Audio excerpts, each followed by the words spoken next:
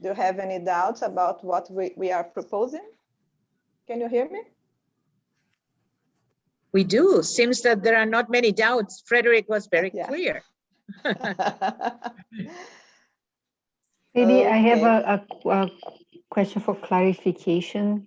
The membership, is it an individual membership or is it an institutional representation? Because you can have an institution / a network that could be represented by anyone within that network, or is a representation by the individual itself? Let me answer that. For the upper chamber, the Council of the Wisdom of the Peoples, there you have exemplary persons chosen by the networks, 2 of them, one female and one male, precisely to represent the networks, but to make sure that there is not an over-representation of some categories. For instance, in URI, I would think that you would send spiritual leaders. In the other movement to which I belong, which is the Convivialist International, we have an over-representation of intellectuals. So we want to be sure that those exemplary figures, that they come from the different area. So spiritual leaders, social movement leaders, intellectuals, artists. So there it is basically the networks who choose the persons who best represent, let's say, the principles of the networks. Then when it comes to the second chamber, which there we were more thinking about common people. So it is individuals who were selected, and they will be selected, let's say, I would say, representing the grassroots, as it were. So there we can think fisher folk, we can think about other people. And there what we did is actually to make sure that we have a fair representation of coming from the whole world. I mean, there we will be using statistical considerations to make sure that all the continents are represented, that they are represented evenly, that the genders are represented, and so on and so on. So I would say there, in fact, we have a more individualist methodology when we are thinking about when we will have the parliament in real time and at the real scale. There we will choose, in fact, 500 individuals by lot. And so the individuals here within the group, within the networks, I mean, there we are more thinking, in fact, about the grassroots, the people, the common people, the networks are working with. But we have to think through how we do that statistically. On this point, we are still somehow in the fog.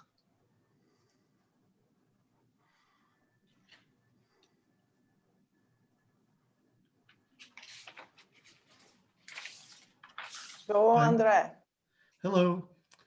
Hello. If I may, I'd like to suggest that the people united is an important element.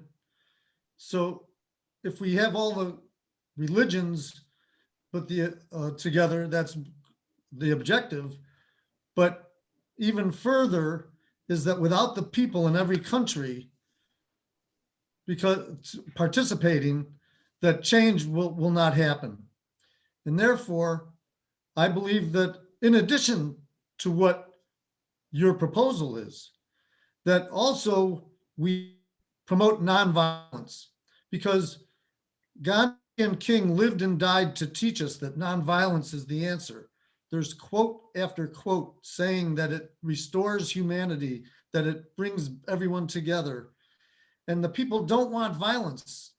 In the last 2 weeks in the United States, there was violence in 2 cities. In London and in Australia, there was violence against women.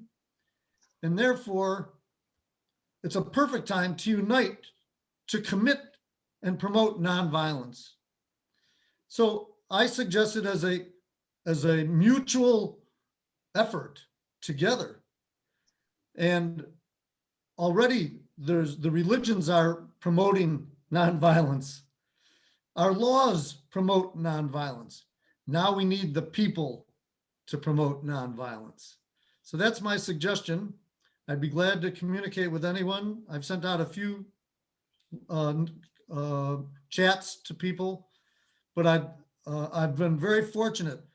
The president of the former president of the Interparliamentary Union, Gabriela Cuevas Barón, has joined with me, and she said she would meet with me with the Secretary General.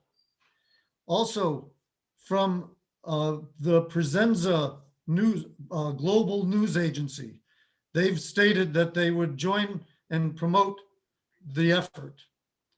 And I've been very fortunate to network with women leaders from around the world. And so the proposal is a little twist, that the first people that are asked to rise up to promote nonviolence are women. And there's many reasons for that. I won't get into that now, but the point is, if women are first, then the men will join. I think it's hard, because I grew up as a man and wanting to be strong and protect everybody, that if we want nonviolence, the first ones to ask are women, then the men will join. If we ask the men first on a global scale, there's too many reasons that it gets derailed. And so that's my proposal, is a global movement of nonviolence. Thank you. I would like to suggest that we have a broad-based participation. I come from a group which is a kind of left of center in the past. And quite often we were a small number of people who believed we could change the world. And today we realize that we have to dialogue with people who don't think like us. We have to dialogue with people with whom we in the past may not have wanted to connect. So for example, in India, we have meetings with people who a few years ago I would not have even talked to. You might call them religious fundamentalists, you might call them middle of the roaders or liberals, to bring all these people together. Because of a small group of converted people who believe in non-violence, who believe that religion is for peace, that we should be concerned with fostering climate resilience. Just a small minority cannot do it. We have to talk to left, right, and center. I think this gathering of people may not have been possible a few years ago. I mean, we are all very different, coming from different backgrounds, from different religions. And I hope we can not remain ideologically just one stream, but have something broad-based so that we can dialogue with people who disagree with us. Thank you. Thank you very much, Siddhartha.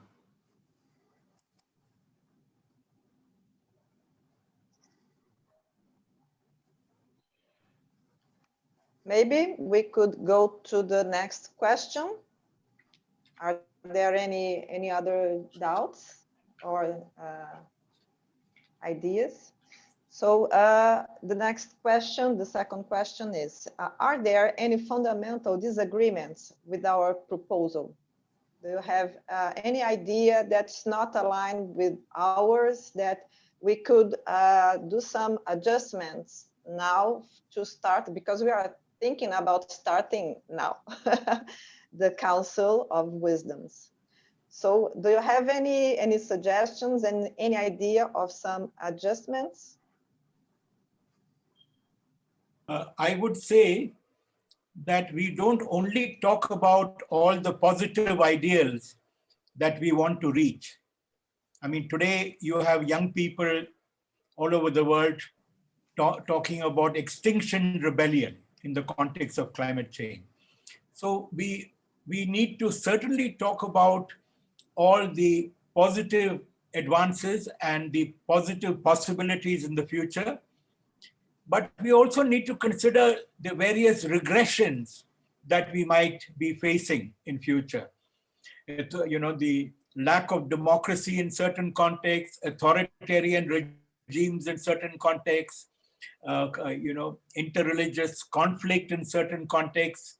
So while we look at all the positive things that we might be able to advance and do, we also need to consider the regressions that might potentially happen that are already happening. Thank you. Thank you.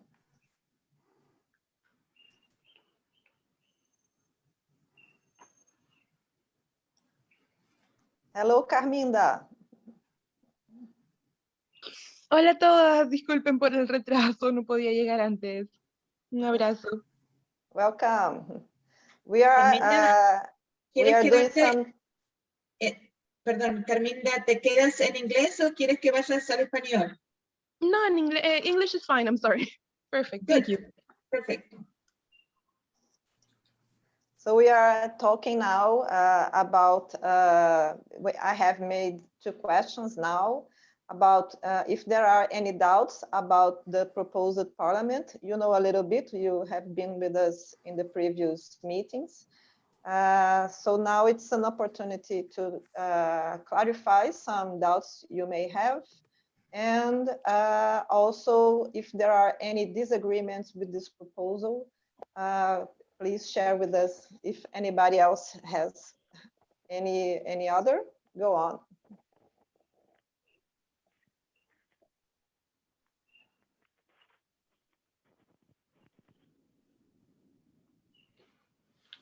Okay. So maybe if I may, another question. So for instance, Frederick explained that within each realm or within each sector or group, there will be election. But for instance, within this meeting, are there enough representation of each of these different sectors? Or is it an election that we are going to go out, or someone is going to? My question is, are there enough? He's mentioned various religious representatives. Are there enough various academic representatives to be elected among them within this meeting? That's my question. Like, who are the representatives within this meeting? Is it when is the election, and how are we going to pull together this community within each one of these realms? Yeah, and it depends a bit on the networks. We have 13 networks by now, and we are going to open up, for instance, I can already announce that to our Indian friends, with the tapestry of initiatives, which is centered in India. And I think that what we will have is the networks are going each to indicate 2 people, necessarily 1 man, 1 woman. And for instance, when you look at jury, I mean, there's an overrepresentation of spiritual leaders, which is normal because that is the nature. There are other networks who are kind of more involved with ecological issues, others that are more involved with questions of equality and injustice. So what we have, when we bring the networks together and their representatives, we are thinking that we should have a representative not just of spiritual leaders, not just of social movements, but also of intellectuals and artists. So it's kind of an idea to have a chamber with, I don't remember right now how many people, but to make sure that we don't have an imbalance, so that we don't have, so that would be kind of a principle of harmony. So to make sure, in fact, that all the issues are represented and that all the networks are represented. I thought that what was nice with the intervention of Andre Sheldon is that he brought in peace and as an important issue. I think that is because Yuri has a very strong emphasis on peace. So certainly that's one of the issues we have to bring in. So the question about what will the issues be, that is also something that the council will have to decide, because they in fact represent the networks and their problems, and they are consultative, but they also agenda setting.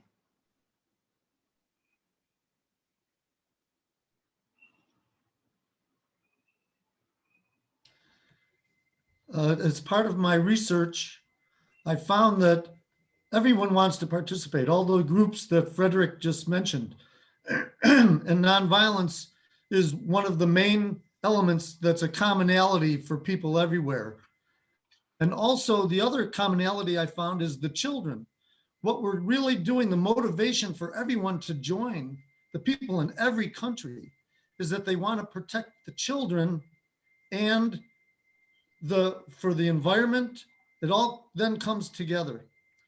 So the way that I envisioned this was that when there's a movement of nonviolence, it says, oh, we might not be able to solve all of our problems, but we know what direction we're going. And therefore, when people are asked to promote nonviolence, they go to all the groups and they say, come on, everyone, join. There's where the power is. We say that we have a commonality. And first thing that we have to do is unite around the world and promote nonviolence. So Siddhartha, yes, it does meet the question of bringing in the people that are different from us. We have to say, I'm not your enemy. And I always start my letters and most of the time my conversations with namaste or peace or salam or shalom, because it's diffusing the conflict before it starts. It's saying that I'm not a threat right from the start. And there's our commonality in the strength of nonviolence. And I would add that we have to learn to listen as well. Listen to people who are different from us. Excellent, You yes. know, and I think that's very important, because we often, people who are, let's say, religious fundamentalists, or what we call religious fundamentalists, we have to understand why is it that they are behaving in that manner, or is there some trauma they faced in the past? We have to listen if we have to do a genuine dialogue. And that is something we don't do sufficiently. We brand people, they are fundamentalists, they are responsible for violence. But I think the art of listening is very, very important.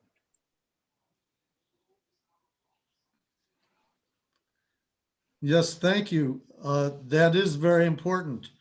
And especially because people's emotions are at play. They want to promote their own issue, and they become in a tunnel visioned, so they can't hear the other people.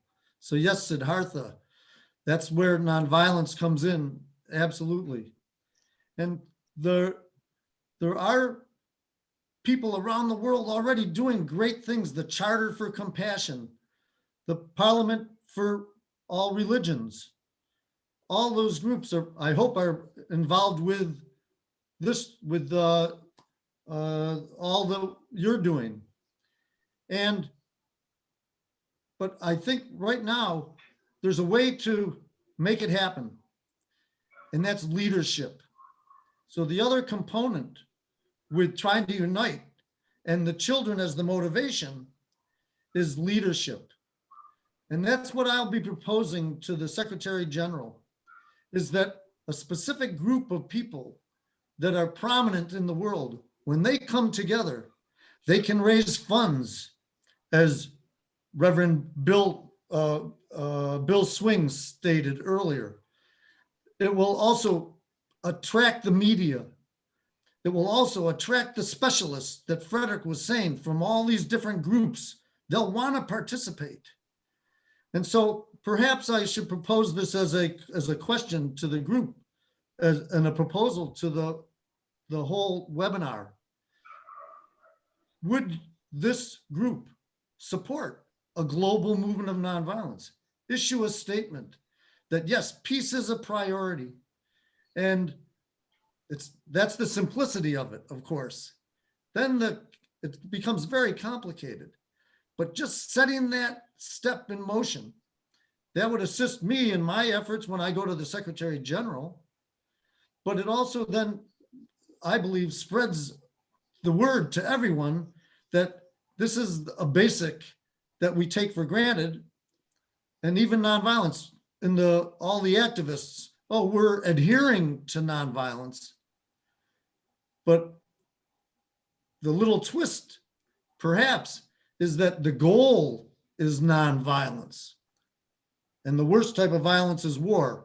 That was my motivation for getting into this work, to stop war. But it extends to all parts of society, nonviolence. So please recommend on what's the best way for me to present this to the whole group, to just ask for that initial statement. Thank you. Andrea, I feel that there are so many violences, right? Hunger is a violence. Discrimination is a violence. So it's not only the lack of war. Inequity is a violence. So I completely follow what you're saying. Just wanted to share something that happens at URI when we are calling for committees is, for instance, for our Global Council, is the possibility to generate an at-large trustee. That means that when the Global Council is created, there's a question that who is missing that should be here? For instance, I don't know, what skill is not in the council at this moment? What religion is not represented? What part of the society is not here to invite them in? Following what Siddhartha is saying, what group of thought is not included? To include after that, and that's why we call it the at-large. So thinking of the wisdom committee and thinking of the common committee, perhaps when it is formed, Frederick, we can ask the question, who's missing? Who should be here that is not here and should be invited? And I think that is a good procedure, at least in our organization, just not too close to the ones that are, but be very conscientious of who is not there and should be. I was wondering whether we could call some open-ended, sensitive businessmen, because the type of economy, global economy, will determine the future, whether it's climate change, social justice. And normally in the groups that I have been, we avoided businessmen. We saw them as the problem.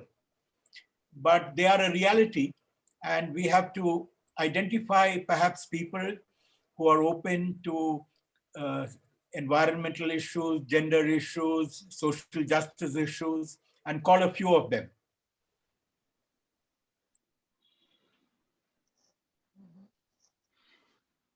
Yes, I like that idea. There's a new anti-war institute that just started about 2 years ago called the Quincy Institute. It was two opposite billionaires came together to fund the Quincy Institute. One a Republican and one a Democrat. One a war hawk and one a dove. It was George Soros and Jeffrey Koch from the Koch brothers, who are multi-billionaires. And their objective for the Institute was to stop endless wars. So they came together to find ways to be able to reach out to people. And so, yes, the money is the most important. And I learned from those two people coming together that it can be done. We can ask the billionaires for money, or very wealthy. They are very altruistic. They want to be part of it for a lot of their own ego reasons, but yes, they want to participate. They want to save the world just like anybody else. And therefore, part of the work that I've been doing is to find the way to ask for those wealthy people to come together on common grounds, like Soros and Koch.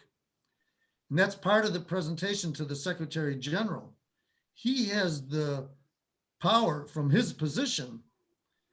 And even if it changes and there's a woman as the UN Secretary General in the future, whoever's the UN Secretary General has the power to bring people together. And so it is a matter of bringing wealthy people together and the poor people together. Just to wrap it up also, because we are coming to the end, I will ask Tatiana to present a summary so that she can speak in our name when she brings our discussion back to the plenary. So our idea is to have 5 points. Please, Tatiana. Okay, I tried to summarize here. I think our 5 main points here is non-violence. I think the violence like an element very problematical here, and the violence, not the physical one, but but the hunger, discrimination, inequality, and so on. The second point, I think, is a broad-based participation, and to think who is missing, who should be here and not here. And the third element I wrote it here is about the children, how to envision this future, and how we'll deal with the children and the future. And 40 is about the leadership, who was just taught about to get together the rich and the poor people, because they have the power of to join people, and we need to think about a leader, a new leadership. And the 5 point that I wrote here is about the positive advances for the future, and not considering about the regressions, because to think about we need to focus on the positive points, but we need to also think and considering these regressions for us to deal with a possible future and a possible parliament, more inclusive, more diverse, and with a greater representative. I don't know, what do you think?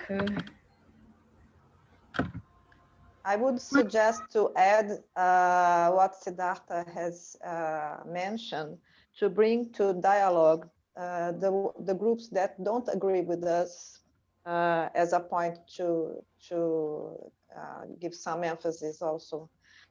For example, fundamentalists and authority people, and try to develop a conversation of non-violence type of dialogue. To try to understand the traumas and the main issues that brought them to this violent speech or attitude. One humble suggestion is violence and lack of peace doesn't come out of nowhere. There's a reason for it. So we must get to the roots of why there is violence. Often it's poverty, the stripping away of people's dignity, the lack of access to natural resources such as water, hunger, prejudice.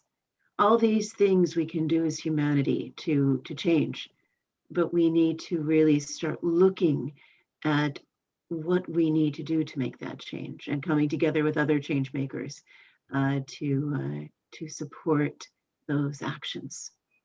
So, thank you.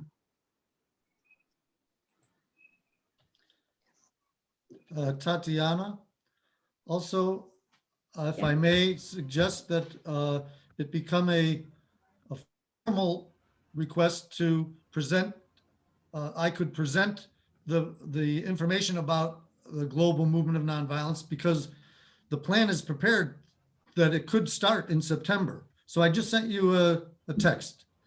So if you could, we could communicate more and I could tell you more.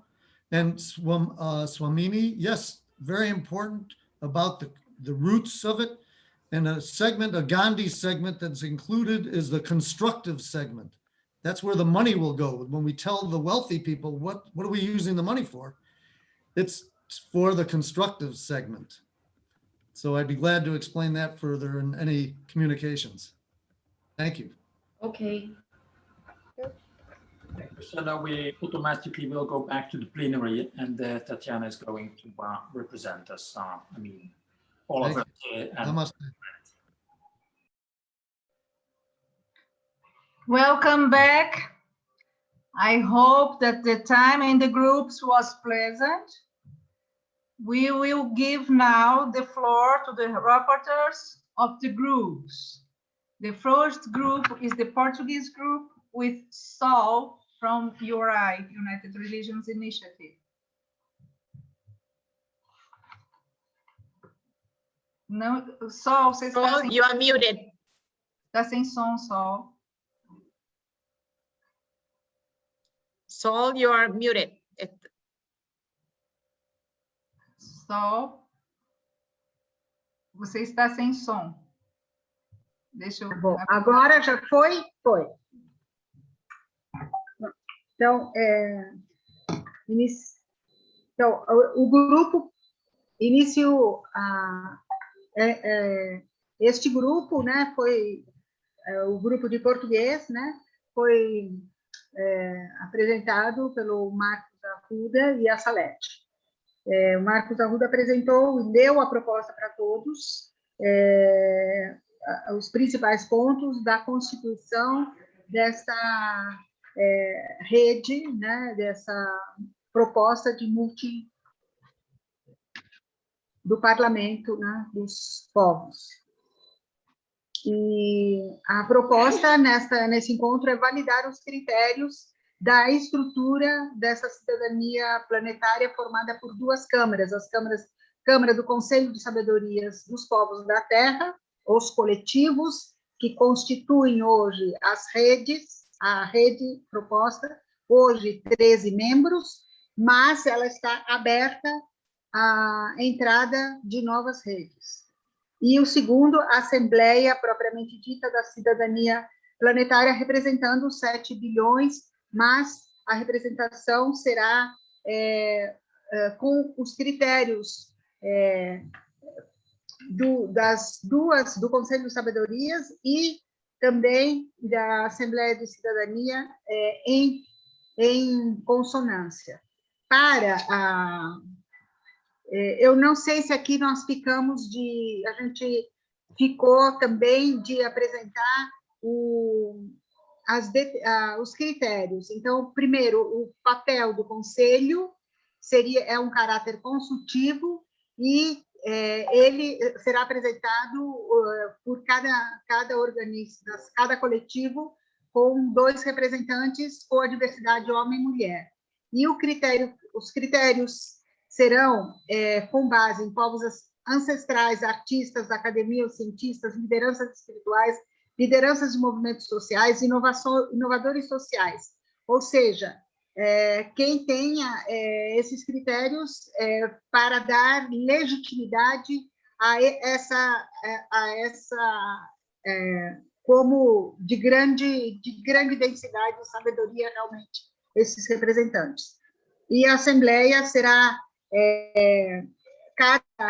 cada coletivo indicará 20 a partir dos 2 que foram os 2 membros escolhidos para o Conselho de Sábios, indicarão 20 membros de seu coletivo para constituir, então, 90, uma Câmara dos Povos com 90 membros.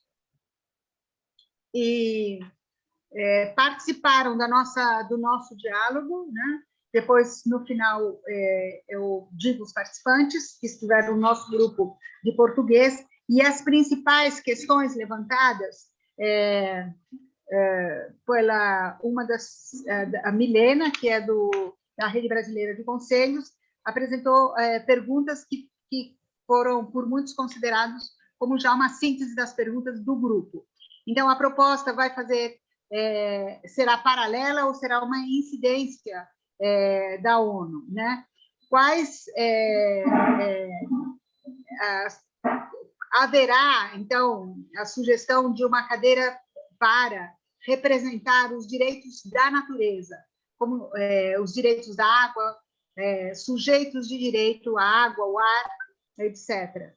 E também qual o critério para incluir a diversidade em uma amplitude maior. Então, a proposta da Milena é que possa ser na pauta is that in the agenda of the networks, we may include and clarify dificuldade il y a une difficulté d'élargir les représentations. Marcos Arruda a soulevé clairement mundial de cidadania global. Es de ciudadanía global. Y la propuesta de ciudadanía global es para llevar esa gobernanza global de una manera democrática, con esa representatividad. Organizações,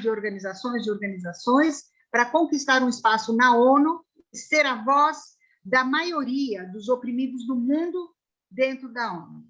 E que o movimento multiconvergência busca um maior equilíbrio entre todas as redes globais e que isso ainda está em processo de construção. E é um movimento aberto, né? Os próximos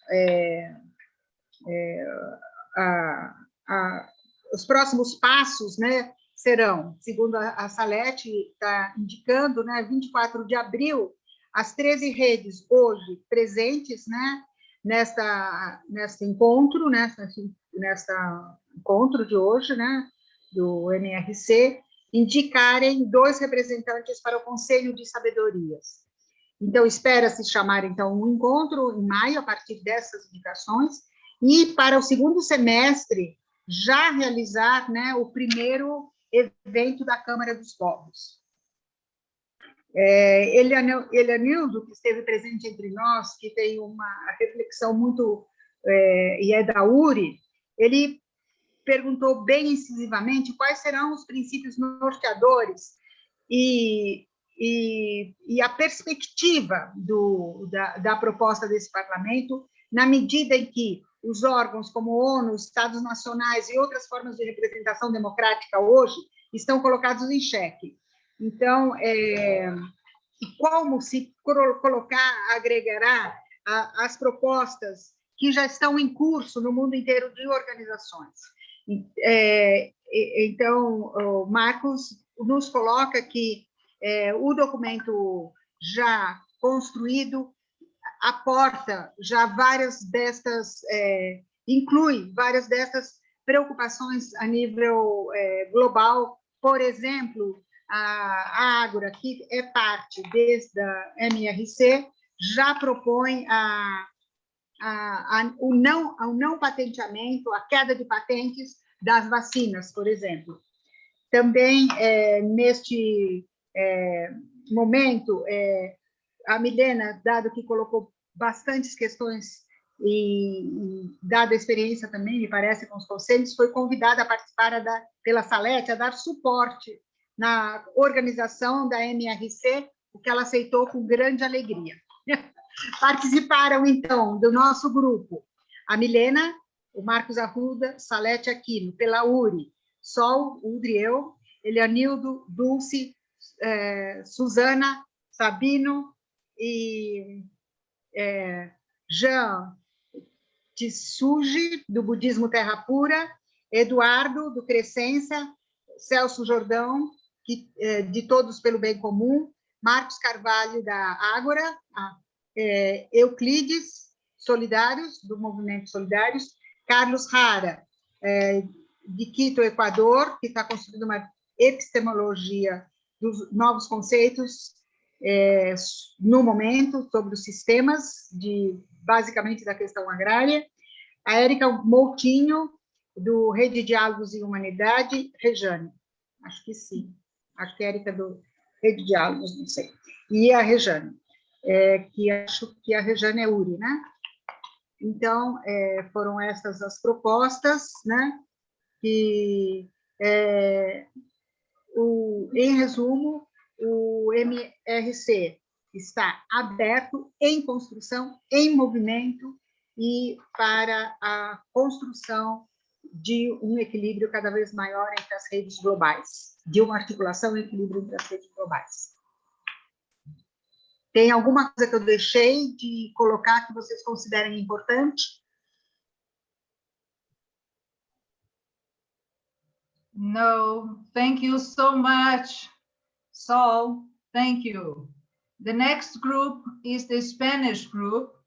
Luis Rena, from the Agora, from the Inhabitants of the Earth, is the rapporteur. Olá.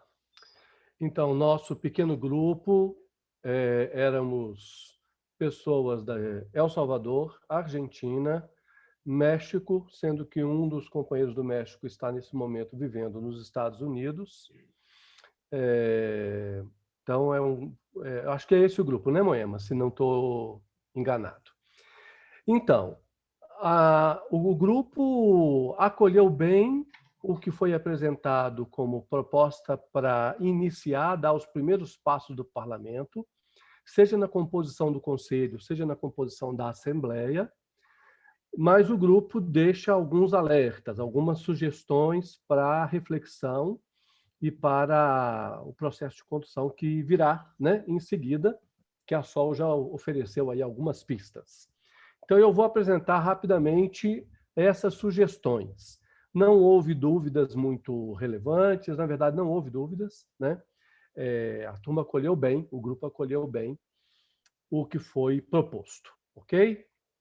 Então, a primeira preocupação: cuidar na composição da Assembleia e do Conselho para que a diversidade das múltiplas formas de se viver como pessoa sejam representadas, né?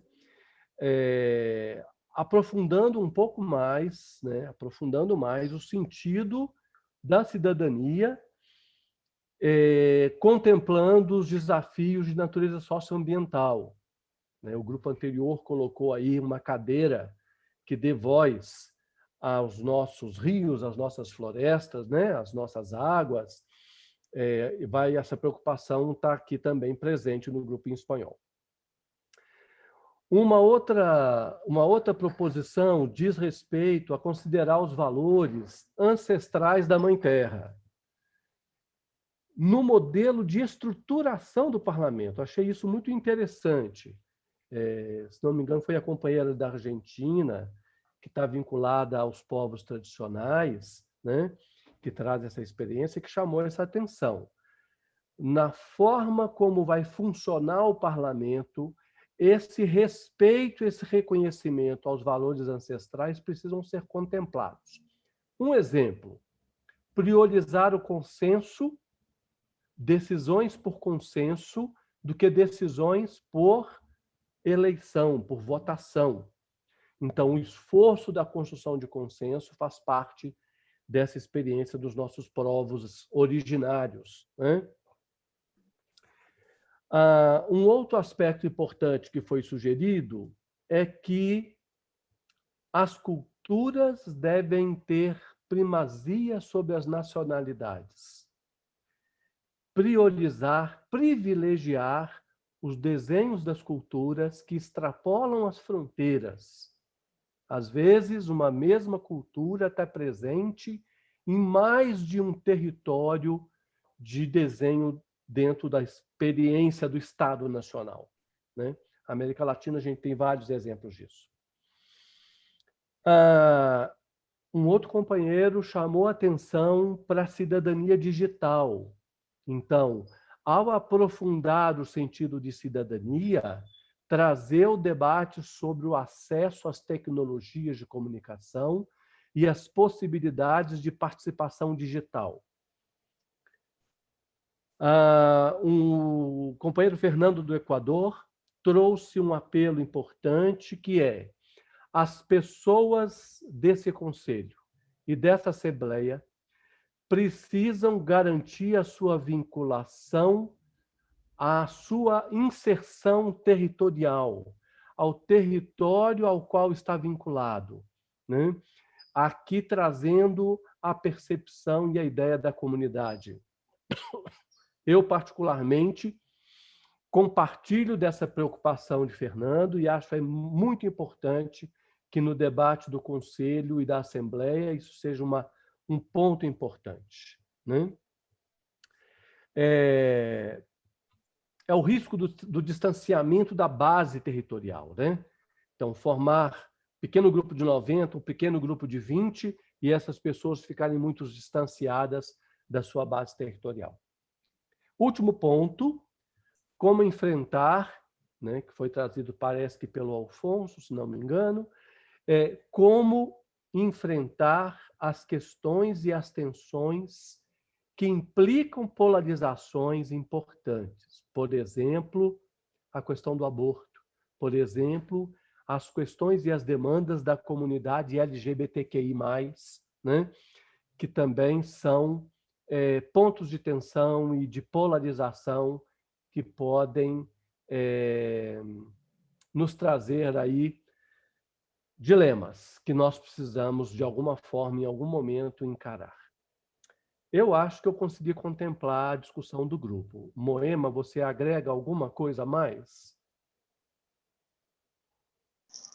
Parece, sim, que um aporte que foi Marta Benavides que trajo es que hay que recordar, como dicen también los pueblos indígenas, ¿no?, que lo que hacemos afecta 7 generaciones y que estamos frente a una cuestión que es urgente, porque eso, lo que hagamos, ¿no?, interferirá en los que vienen después. Y fue muy fuerte en nuestro grupo toda esta cuestión de cómo nos metemos a aprender de lo que los pueblos ancestrales, los pueblos originarios nos pueden enseñar, sobre todo frente a todo lo que estamos constatando en esta pandemia, ¿no?, y frente a los cambios climáticos.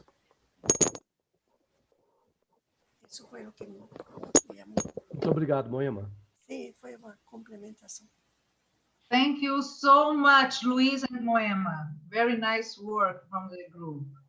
Now, I would like to call the French group with Célia Marie from the Galactica Foundation.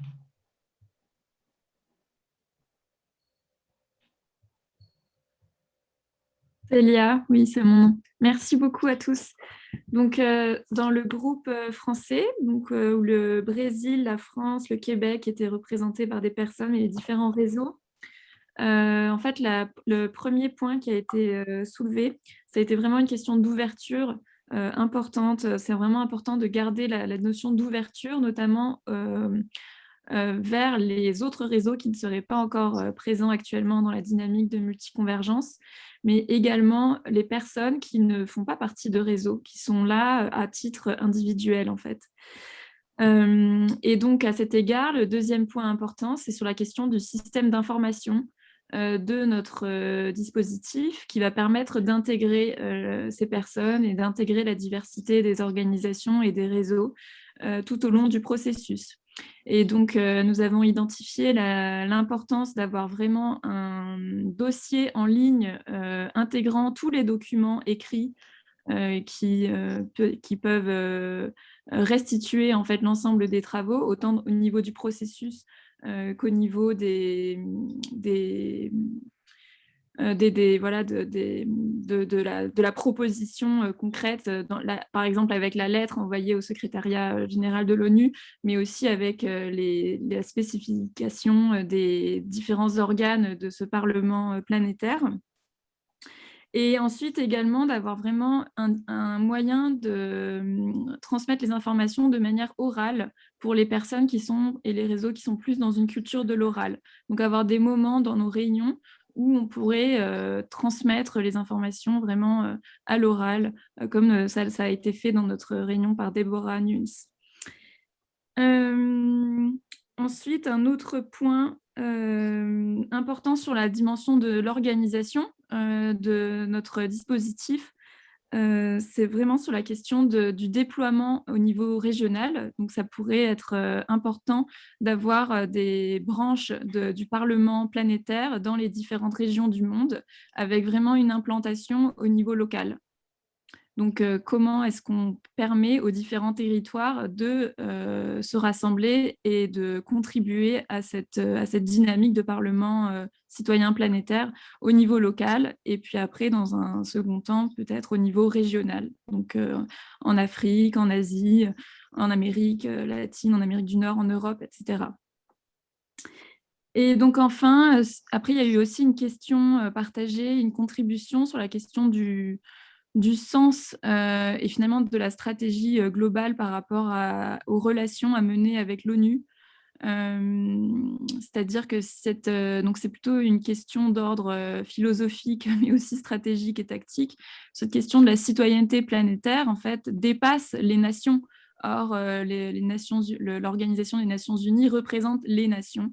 Mais donc là, cette citoyenneté, en fait, exprime l'existence d'une nation qui serait en lien avec la planète Terre. Peut-être que la relation à avoir avec l'ONU est une relation d'intégration d'un dispositif de construction de la paix au niveau international et au niveau planétaire. Mais donc il s'agit aussi d'intégrer l'ONU et d'inviter des fonctionnaires, par exemple, de l'ONU, mais aussi de s'inscrire peut-être dans un dépassement, dans une réflexion des pratiques politiques et de la pensée politique même.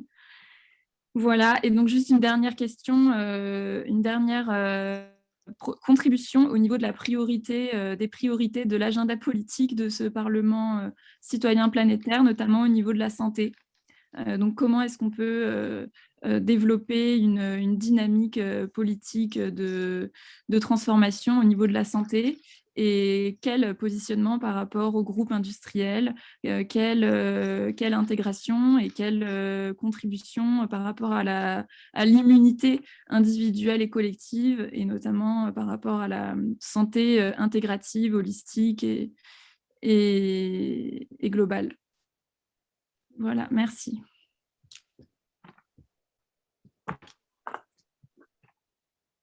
Thank you so much, Celia, for the thoughts from the group. Wonderful. Next group is the English group with Tatiana from the Francis and Claire Economy Network. Hello, everyone. The English group was composed of 13 people from United States, India, Argentina, Costa Rica, and Brazil. Frederick started explaining the composing of the parliament, its chambers, and the group welcomed it and raised two important questions about if the membership is individual or institutional, and if what are the representativeness on the grounds. The 5 points, the huge points that I noted here is the first is to promote nonviolence, because nonviolence should be our element goal, our mission, like the logic of nonviolence and ceasing infinite, endless wars and stop hunger, discrimination, inequalities. And they also said about the importance of to think about the lack of access of natural resources, and to give voice, just like the other group said, the Spanish, I think so, said to give voice to the resources. And there was Andre, who's say in the chat, I think he wanted to say something. I don't know if we have time. I'll just say the 5 points, and if he had time, I asked Salete to give the floor to him after that. The second point was to suggest a broad-based participation, trying to guarantee as many people as possible, dialoguing with people who think differently from us, people with different pasts, people from different ideologies, because it facilitates the communication between different ideologies, like including fundamentalists and following the principles of democracy and the logic of inclusion. And our fundamental goal in the second one is the representing grassroots, and to think who is missing here. Should we invite? We should invite all groups that are not included, and learn to listen to different people from us. And ask this all the time.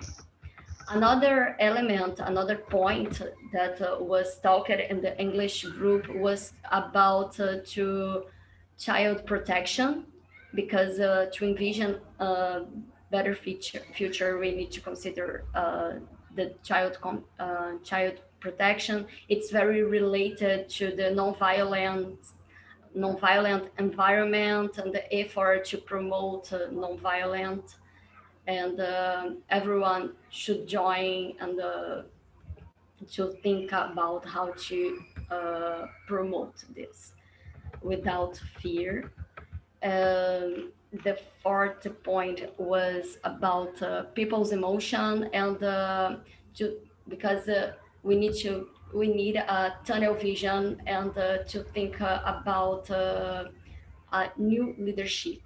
It is very interesting because they said that the type of economy is being determined historically by a group, this group of the money, and they have the construction of the logical of the money and the capital, which governs this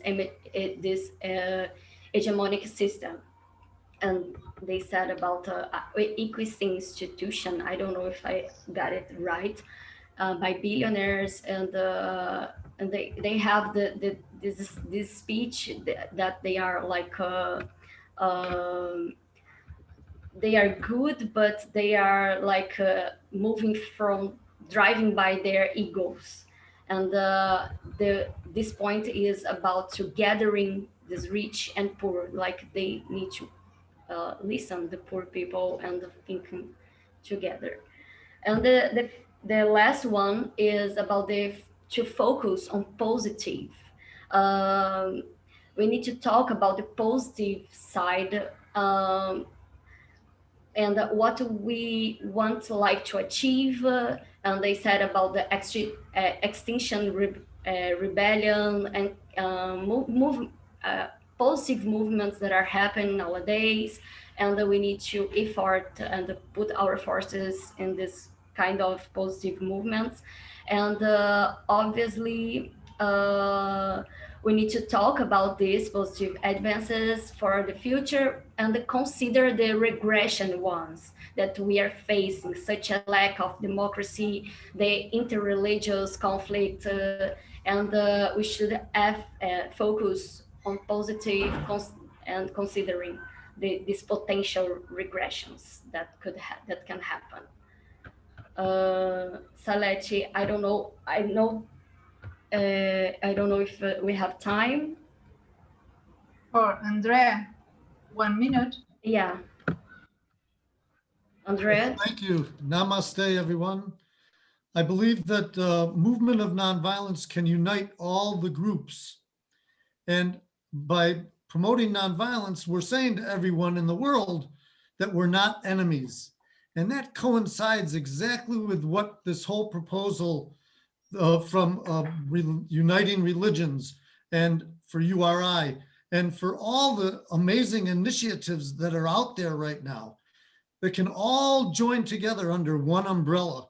And it's complicated, but my request to the URI is to say, yes, we support the global movement of nonviolence, and that will help in when the people see that that's the goal, nonviolence, and then it helps all the other elements fall into place.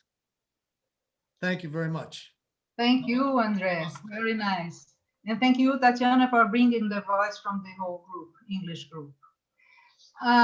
We have so many beautiful people here from all over the world.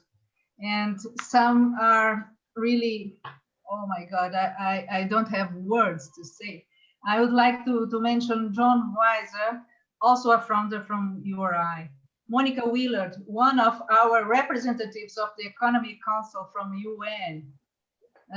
Dr. Raju, Francisco Morales, Miriam Vilela, Rosalia, Siddhartha, Alan Caillé, Carminga. Oh, so many beautiful people. But we have not much time. I would like to call now Marcos Arruda from the Dialogue for Humanity Network for a synthesis. Please, Marcos Arruda. Está sem som. You are unmuted. Som, Marcos. Pronto, cheguei. Oba. A plenária está sendo na língua de cada um de nós, né? Posso falar melhor português? Você falar em inglês, eu acho, não? É. Para os Ok. tradutores. Well, Pode ser em português. posso em português, né? Pode. Como os outros falaram, Salete, eu também me dou o direito de falar a minha língua. Tá bom. Então, eu sinto que o agregado de questões e principalmente propostas feitas até agora pelos grupos de trabalho Ici, par les groupes de travail, e nos fazem avançar no planejamento. Que avancemos en la planificación. Temos and the experience of that we have been proposing here. It's fazendo de planejar para já no primeiro semestre, uma reunião do Conselho, não é? Mas como é experimental, nós estamos de uma forma meio acelerada, procurando acumular experiências que vão ser úteis para a hora da gente criar um verdadeiro parlamento. Eu acho que houve avanço também nos relatos de grupo. Há muito mais que discutir que ficou guardado. Por exemplo, a fala do André Sheldon, quando ele chama para um movimento de não violência, eu faria a sugestão de fazer uma negação não violência e uma afirmação por uma paz com justiça, alguma coisa que equilibrasse mais a proposta. E assim por diante. Tem muito comentário que não há tempo de fazer. Agora, eu tenho aqui também pequeno conclusão final. Aí o meu problema de... Ai, meu Deus. Está difícil aqui.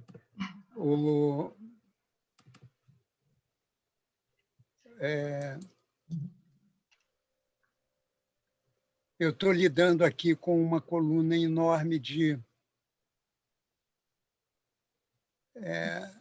de debates feitos entre nós, cheguei agora ao texto final aqui da minha síntese. É dramático ver como, na maioria dos mais de 200 países do mundo, quem governa é a minoria absoluta, de forma só retoricamente democrática, subalternizando a maioria por diversos meios. As minorias conseguiram converter o sistema eleitoral burguês num mecanismo de governar classista, racista, patriarcal e corrupto, capaz de subordinar as maiorias aos interesses e leis dessa minoria. No Parlamento da Cidadania Planetária, no entanto, estamos inaugurando um método menos sujeito a elitismo e manipulação, que é a aplicação de critérios que garantam a real representatividade desse organismo e das suas câmaras, né? E aí tem a territorialidade, o gênero, etnia, idade, situação socioeconômica, combinadas com o sorteio.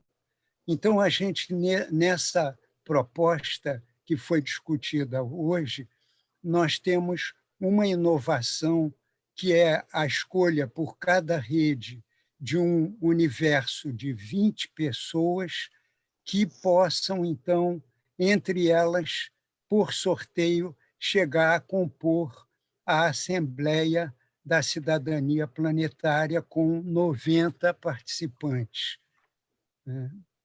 Então, que esse Parlamento da Cidadania Planetária seja um exemplo de verdadeira democracia e, ao mesmo tempo, o impulsionador de um modo participativo e conscientemente solidário de fazer política, que ele promova o sentimento de sororidade, fraternidade, como enlace colaborativo e pacífico entre pessoas, comunidades e povos habitantes da casa comum, a Mãe Terra, que também podemos chamar de Mãe Água.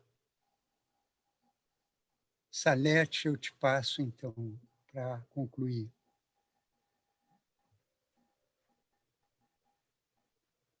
Thank you so much, Marcos. Oh my God. These words are wonderful. And with these words, we are coming to the close of our assembly. Thanking all those who were and will be with us for the next steps. Thanking the interpreters, Carla, Elaine, Margaret, and Martina.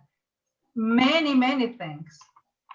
We are going to arrange with the designated members of each network that will make up the Council of Wisdoms, a first meeting on April 24th to get to know each other, and on May 24th, a first work meeting. At this moment, please, let's turn our cameras and microphones on and say goodbye and thank you to all. Thank you very, very much for your participation. Thank you. Ciao.